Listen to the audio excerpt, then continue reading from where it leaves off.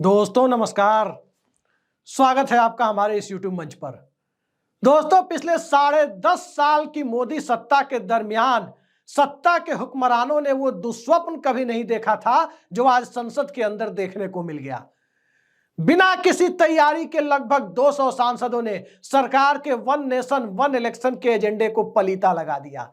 India गठबंधन की कोई तैयारी नहीं थी, सत्ता पक्ष की मुकम्मल तैयारी थी, बावजूद सत्ता पक्ष के लोग उतनी बड़ी संख्या में नहीं आ पाए जिससे सामान्य बहुमत के 272 के आंकड़े को भी छू सके।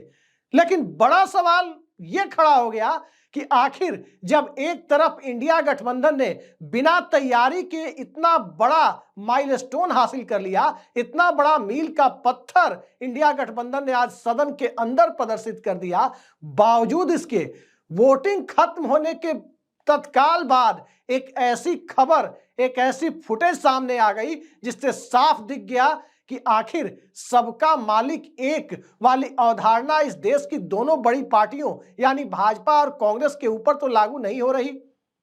सदन में नरेंद्र मोदी नहीं थे, सदन में राहुल गांधी भी नहीं थे, यानी नेता सदन और नेता विपक्ष कोई नहीं थे। और सदन में स्वाभाविक रूप से गृह मंत्री यानी सरकार के नंबर 2 अमित शाह मौजूद थे। अमित शाह की मौजूदगी में डिवीजन भी होता है, अमित शाह की मौजूदगी में सरकार की मंशा को पलीता भी लगता है। और बाहर आते आते जो खबर आ जाती है वो खबर इंडिया गठबंधन की इस अप्रत्याशित एकता, बिना तैयारी के भी सरकार को मुसीबत में डाल देने वाली एकता खंडित होती हुई दिखाई देती है। आमतौर पर सदन के बाहर यह चर्चा होती है कि भारतीय जनता पार्टी में कांग्रेस पार्टी को नियंत्रित करने वाली ताकतों पर एक तरह से अपना आधिपत्य जमा रखा है। कहा जाता है कांग्रेस में फ्रेंड्स ऑफ बीजेपी बड़ी संख्या में भरे हुए हैं। मैं नहीं जानता कांग्रेस में फ्रेंड्स ऑफ बीजेपी है या नहीं, लेकिन अब आज की स्थितियों को देखकर लग रहा था कि क्या कांग्रेस पार्टी भी अमित शाह के इशारे पर चलती है। कांग्रेस पार्टी भी भारतीय जनता पार्टी की सरकार को बनाने और बनाने से ज्यादा चलाए रखने में अपनी तरफ से बड़ी भूमिका का निर्वाह कर रही है। बड़ा सबूत आज मिल गया और उस सबूत की चर्चा एक ऐसे दौर में बहुत मौजू हो जाती है जिस दौर में सत्ता अपनी सांसें गिनकर एक एक सत्र किसी तरह से निकालने की स्थिति में हो। उस दौर में विपक्ष अपनी एकता के साथ सत्ता को डिस्टेबलाइज यानी अस्थिर करने की बजाय, वैकल्पिक सरकार बनाने की बजाय, ऐतिहासिक एकता के बिना तैयारी के प्रदर्शन करने की बजाय सीधे सीधे भारतीय जनता पार्टी के एजेंडे में सेल्फ गोल तो नहीं कर रहा है। आखिर कांग्रेस पार्टी के और प्रथम परिवार के एक बेहद करीबी सांसद को यह बोलने की क्या जरूरत थी। बात हम इंडिया गठबंधन की कर रहे हैं और one nation one election bill आज क्लियर हो गया, सबके सामने स्पष्ट हो गया कि यह भारतीय जनता पार्टी की सरकार बिना सांसदों को सस्पेंड कराए, बिना सांसदों को निलंबित कराए इसे पारित नहीं कर सकती, क्योंकि संसद के कुल स्ट्रेंथ का, लोकसभा की कुल सदस्यों का 2/3 उसे चाहिए, यानी कि 181 सीटें जो 1/3 होती है, 181 में एक सांसद भी बढ़ जाते हैं तो तय है कि यह बिल पास नहीं हो पाएगा। ये कब पास हो पाएगा? जब कुछ सांसद सदन में ना आए। आज बहुत सारे सांसद सदन में नहीं थे, तब भी यह पास नहीं हो पाया। तब भी इस बिल पर पेश करने के लिए, पास करने के लिए छोड़िए, पेश करने के लिए वोटिंग की नौबत आई और उस वोटिंग में बिना तैयारी के इंडिया ने अपनी ताकत से सरकार को चारों खाने चित कर दिया। 198 तो बिना तैयारी के दिखा दिए। इसका सीधा मतलब यह होता है कि 543 सदस्यों की लोकसभा में 181 सांसदों को छोड़कर जो 2/3 बहुमत का आंकड़ा बनता है वो 362 का बनता है और 362 के आंकड़े को भारतीय जनता पार्टी और एनडीए मिलकर छू नहीं सकते, तमाम फ्लोर मैनेजमेंट के बावजूद छू नहीं सकते। तो तय था कि यह बिल किसी सेलेक्ट कमिटी में या जेपीसी में जाता और अंततः वही होने जा रहा है। बावजूद हालात ऐसे बने हुए हैं कि सरकार संशोधन नहीं करा सकती, संविधान संशोधन नहीं करा सकती। वक्फ बोर्ड की तरह ऑर्डिनरी बिल नहीं था वन नेशन वन इलेक्शन का बिल, लेकिन यह बिल अब आज की तारीख में ठंडे बस्ते में चला गया। लेकिन क्या इस देश में इंडिया गठबंधन भी इसके साथ साथ ठंडे बस्ते में चला गया? क्योंकि किशोरी लाल शर्मा जो स्मृति ईरानी को हराकर और चुनाव जीत कर पहुंचे हैं, वो किशोरी लाल शर्मा एक ऐसा बयान एक न्यूज एजेंसी के साथ बात करते हुए दे बैठे जिससे उस पूरे अरमानों पर पलीता लग गया कि आखिर इस देश में आने वाले वक्त में इसी लोकसभा के अधीन वैकल्पिक सरकार बन सकती है। क्या कहा किशोरी लाल शर्मा ने?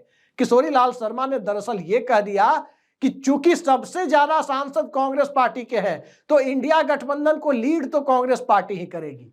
अब इंडिया गठबंधन को लीड करने की जिद कांग्रेस पार्टी की और क्षेत्रीय दलों की और इस देश में कांग्रेस पार्टी समेत इंडिया को वोट देने वाले तमाम दलों की यह इच्छा, तमाम वोटर्स की यह इच्छा कि केंद्र में वैकल्पिक सरकार बने, उस पर सीधे सीधे पानी फिरता दिखा।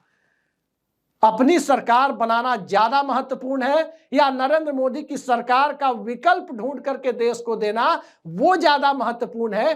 अभी भी इस मामले में साफ दिख रहा है कि चाहे नरेंद्र मोदी की सरकार चलती रहे, चाहे नरेंद्र मोदी की सरकार तब तक चलती रहे जब तक कि कांग्रेस के नेतृत्व में सरकार न बने। यह कांग्रेस पार्टी की मंशा आज सबके सामने साफ हो गई। नरेंद्र मोदी की सरकार तब तक चलेगी जब तक कांग्रेस खुद सरकार का नेतृत्व करने की स्थिति में नहीं आ जाती। यही परिस्थितियां तो 2014 और 19 में, खासकर 19 में नरेंद्र मोदी को बहुमत दिलाने के लिए एक माकूल परिस्थितियां तैयार कर गई और 2024 में जनता ने इसके बावजूद नरेंद्र मोदी का विकल्प देखना शुरू किया तो वैकल्पिक सरकार बनने की संभावना को जो अंदर खाने कहा जा रहा था कि कांग्रेस पार्टी सैबोटाज कर रही है, वो उसको पलीता लगा रही है। आज किशोरी लाल शर्मा के बयान ने साफ कर दिया। वो बयान दे रहे थे किस पर? तृणमूल कांग्रेस के इंडिया गठबंधन को लीड करने वाले सवाल पर। उनका कहना है, उस बयान की फुटेज आपको हम नहीं दिखा सकते, कॉपीराइट का मामला होता है इसलिए नहीं दिखा सकते, लेकिन साफ साफ उनका कहना है कि इंडिया गठबंधन में यदि किसी को कोई बात रखनी है तो समन्वय समिति बनी हुई है, वहां आकर अपनी बात रखे। और सबसे ज्यादा सांसद, सबसे ज्यादा लोग कांग्रेस के चुन कर आए हैं तो लीड वही करेगी। लीड करने की जिद में यदि सरकार चलती रहे, इंडिया गठबंधन अपनी सरकार नहीं बना पाए तो क्या इसे आदर्श परिस्थिति माना जा सकता है? एक शेर भी बड़ी तैयारी के पहले अपने कदम पीछे खींचता है। क्या कांग्रेस 1-2 सालों के लिए अपने कदम पीछे नहीं खींच सकती? अब तक जो बात अंदर खाने कही जा रही थी, किशोरी लाल शर्मा ने उस पर मुहर लगा दी और इस मुहर लगने के बाद ही अब लोग कह रहे हैं कि क्या एक ही व्यक्ति दोनों ही पार्टियों का नियंत्रण तो नहीं कर रहा, कहीं प्रत्यक्ष रूप से कहीं अप्रत्यक्ष रूप से। अमित शाह देश के गृह मंत्री हैं, फ्लोर मैनेजमेंट में उनका सानी नहीं है, एक कुशल संगठन करता है और सामने वाले प्रतिद्वंदी खेमे में भी अच्छी उपस्थिति दर्ज करा कर रखते हैं। यह उनकी ताकत है। तो क्या इस ताकत का प्रदर्शन करते हुए उन्होंने कांग्रेस पार्टी के अंदर भी नियंत्रण तो हासिल नहीं कर लिया है? पक्के तौर पर नहीं कहा जा सकता, लेकिन किशोरी लाल शर्मा जो गांधी परिवार के बेहद करीबी हैं, उनका बयान आने के बाद साफ लग रहा है कि नरेंद्र मोदी की सरकार चलती रहे, इससे कांग्रेस को कोई गुरेज नहीं है। आज सदन में क्या हुआ? वन नेशन वन इलेक्शन का बिल पेश हो या नहीं पेश हो, इस पर वोटिंग कराई गई। आमतौर पर वॉइस वोट से फैसला हो जाता है, लेकिन विपक्ष ने डिवीजन की मांग कर दी, मत विभाजन की मांग कर दी। वोटिंग हुई और वोटिंग में सरकार बिल को पेश करने के लिए जो संख्या है वो तो जुटा ले गई। बिल कभी पास नहीं हो सकता इस लोकसभा में, इसकी बुनियाद भी आज सबको विपक्ष ने दिखा दिया, क्योंकि 181 यानी 1/3 से ज्यादा संख्या अपनी बिना के तैयारी के उसने सदन में रख दी। वैसे जनता ने जो फैसला दिया था, 234 सांसद दिए थे भारतीय जनता पार्टी के खिलाफ इंडिया गठबंधन को, और भारतीय जनता पार्टी के पक्ष में 293 सांसदों वाला एनडीए जीत कर आया था। 293 को 543 में से माइनस करते हैं तो 250 सांसद होते हैं। उन 250 सांसदों में से यदि वाईएसआर कांग्रेस पार्टी के 4 सांसदों को छोड़ दे तो तकरीबन 245 या 246 सांसद आज की तारीख में इस मानसिकता के जरूर है कि मौजूदा सत्ता को की जगह वैकल्पिक सत्ता की स्थापना होनी चाहिए। इस विचार के वाले गठबंधन के साथ वो जरूर है, लेकिन क्या इस विचार को इन्हीं 246 में से जो सबसे बड़ा दल है वो उसे कहीं ना कहीं पलीता लगा रहा है। राहुल गांधी तमाम बातें कहते हैं, ये करेंगे वो करेंगे, देश के लिए ये जरूरी है, ऐसा होना चाहिए वैसा होना चाहिए, युवाओं के लिए, किसानों के लिए, तमाम अच्छी बातें कहते हैं। लेकिन उन अच्छी बातों के लिए सरकार भी तो चाहिए। अपनी सरकार हो या अपनी मर्जी की सरकार हो, कोई भी परिस्थितियां मौजूदा नरेंद्र मोदी सरकार से बेहतर परिस्थितियों का निर्माण तो जरूर विपक्ष के लिए करती है। लेकिन क्या कांग्रेस पार्टी के नेता किशोरी लाल शर्मा ने आज जो बात कही, क्या उसे हल्के में लिया जा सकता है? बहुत गंभीर विषय है। और इस गंभीर विषय से आगे चलकर जरा इस बिल को देखें तो इस बिल में सबसे बड़ी आपत्ति क्या थी? एक देश एक चुनाव आदर्श स्थिति की बात भारतीय जनता पार्टी कहती है इसके सहारे, लेकिन क्या यह आदर्श स्थिति का निर्माण करती है? जी नहीं। एक देश एक चुनाव के बारे में मैंने पहले ही आपको बताया कि आखिर उत्तर प्रदेश और पंजाब के विधानसभा चुनाव के ठीक पहले विवादास्पद कृषि कानूनों को वापस लिया जाना इस बात का सबूत था कि जनता के सामने सत्ता में बैठे हुए लोग बार बार जाने से बचना चाहते हैं और ये मौका सीधे 5 साल बाद जनता को देना चाहते हैं, ताकि सरकार चुन के आए तो पहले 6 महीने में ही तमाम बड़े काम कर लो और 4.5 साल में तो जनता विरोध करते करते थक हार कर बैठी जाएगी। ये एक मंशा है सत्ता की, क्रोनी कैपिटलिज्म यानी चापलूस पूंजीवाद को इस देश के आम लोगों के ऊपर थोपने की। लेकिन जो सबसे खतरनाक प्लान जो वन नेशन वन इलेक्शन के विधेयक में था, वो आर्टिकल 82 में 82A जोड़ा जाना, भारतीय संविधान के आर्टिकल अनुच्छेद 82 में 82A जोड़ा जाना, और 82A का 82A5 और 82A6, ये 2 क्लॉज ऐसे थे जिस क्लॉज को यदि आप पढ़े तो यदि ये बिल पारित हो जाता तो ये देश अंततः सत्ता के करीबी ब्यूरोक्रेट के हाथ की कठपुतली बन जाता। इलेक्शन कमीशन को इतने अधिकार प्राप्त हो जाते कि वन नेशन वन इलेक्शन के बावजूद राष्ट्रपति से अपील कर इलेक्शन कमीशन सीधे सीधे जिस राज्य का चुनाव चाहता वो टलवा देता, और टलवाने के बाद यदि अलग से चुनाव होता उसके बाद भी इलेक्शन कमीशन को यह अधिकार होता कि उसका कार्यकाल समय से पहले खत्म कर लोकसभा के साथ अगली बार में फिर से चुनाव करवा दे। इसके पीछे का असल खेल क्या है? इसके पीछे का असल खेल यही है कि अब तक जो मशीनों में हेरा फेरी का आरोप विपक्ष लगाता रहा है, उसका आरोप आमतौर पर उन्हीं राज्यों में लगता है जहां डबल इंजन की सरकार होती है, यानी केंद्र और राज्य दोनों जगह एक ही दल की सरकार। और यदि इस तरह से चुनाव टालने का अनुरोध करने का और राष्ट्रपति से आदेश प्राप्त कर लेने का संवैधानिक अधिकार इस one nation one election bill के माध्यम से राजीव कुमार के आयोग को मिल जाता तो आज राजीव कुमार है, कल को कोई राजीव कुमार जैसा ही बिठाया जाता, और जिस राज्य में विपक्ष की सरकार होती वहां कार्यकाल पूरा करवाकर राष्ट्रपति शासन लगा दिया जाता और कहा जाता कि नहीं इसका चुनाव अभी हालात नहीं है, राष्ट्रपति से आदेश प्राप्त कर लिया गया है कि टाला जाता है। फिर राष्ट्रपति शासन के तहत पूरी ब्यूरोक्रेसी किसके हाथ में होती? पूरी नौकरशाही उस राज्य की होती, उसके हाथ में जिसकी केंद्र की सरकार होती। और फिर वहां विपक्ष को आरोप लगाने का मौका मिलता कि यहां पर तो मशीनों के माध्यम से, मशीन की चिप के माध्यम से बड़ा खेल हुआ है। तो आज जिस प्रकार से 200 के करीब सांसद, 198 सांसदों ने सीधे सीधे इस बिल को खटाई में डाल दिया, इस बिल को इस लोकसभा में पारित होने की संभावना यानी 2029 तक इस बिल के पारित होने की संभावना को एक तरह से खत्म सा कर दिया। बावजूद इसके कांग्रेस पार्टी की तरफ से जो हुआ, जो बयान दिया गया केएल शर्मा की तरफ से, वो इंडिया गठबंधन की एकता के लिए नहीं बल्कि इंडिया गठबंधन में जो अंदर खाने चल रहा है, जो आशंका मैंने कल भी वीडियो के माध्यम से बताई थी, आप हमारी टाइमलाइन पर जाकर के उसे देख सकते हैं कि आखिर इंडिया गठबंधन में दरार किस बात की है, किस बात पर, किस सवाल पर मतभेद है। मतभेद वही आशंका, वही बात जो कई दिनों से हम लोग कह रहे हैं कि आखिर नेतृत्व के सवाल पर कांग्रेस की हठधर्मिता कि हम ही नेतृत्व करेंगे, कोई और इंडिया गठबंधन का नेता नहीं हो सकता। आपके पास इंडिया गठबंधन के अंदर 234 लोग हैं, 8-10 समर्थन दे रहे हैं, 244 है। उन 244 में से भी कई पार्टियां ऐसी हैं जो कांग्रेस के नेतृत्व को मानने के लिए तैयार नहीं है। तो क्या कांग्रेस पार्टी को एक तरफ जहां 244 से 28 अतिरिक्त सांसदों की जरूरत है इस देश में सत्ता परिवर्तन के लिए, वहां 244 ही अपने नेतृत्व पर एकजुट नहीं है, फिर बाहर से 28 कहां से आएंगे। यहां स्थिति यह है कि एक पुरानी कहावत है, बिना मामा के काना मामा अच्छा।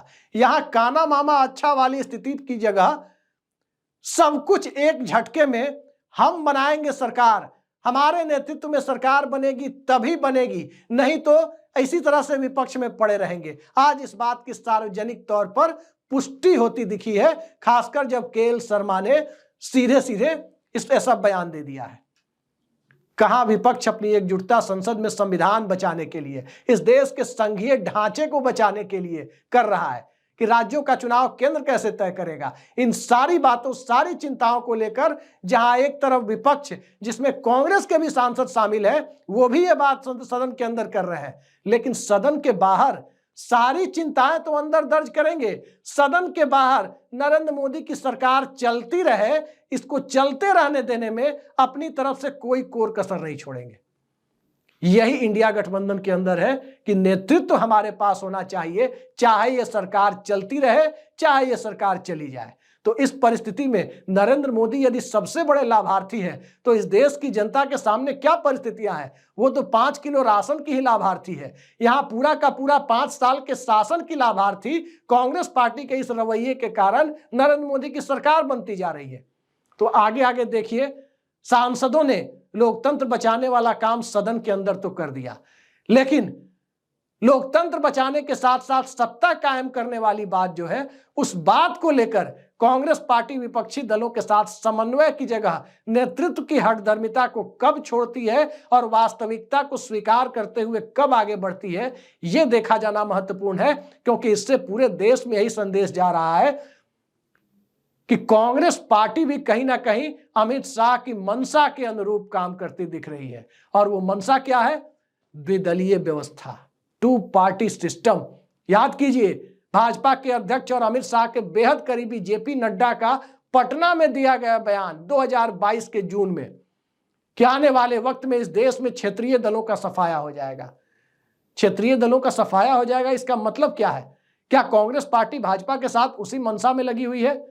भारत जैसे बहुधर्मी, बहुसंस्कृति, अनेकता में एकता वाले देश में यह सिर्फ और सिर्फ एक दिवा स्वप्न है कि इस देश में 2 पार्टी सिस्टम हो सकता है। होना भी नहीं चाहिए, क्योंकि कहीं ना कहीं यह लोकतंत्र को रिफ्लेक्ट नहीं करता, कहीं ना कहीं ये डेमोक्रेसी की मूल भावना को प्रदर्शित नहीं करता। तो इस परिस्थिति में 1 नेशन 1 इलेक्शन बिल को सांसदों ने अपने जीवट से सीधे सीधे खटाई में डालने का काम तो कर दिया।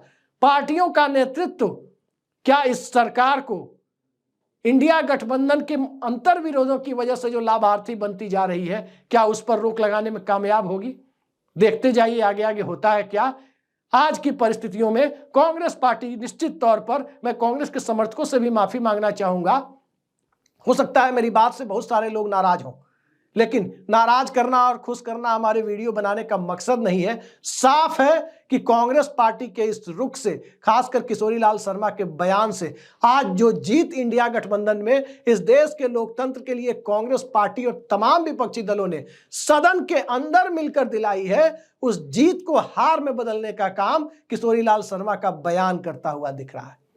फिलहाल के लिए इतना ही। नमस्कार।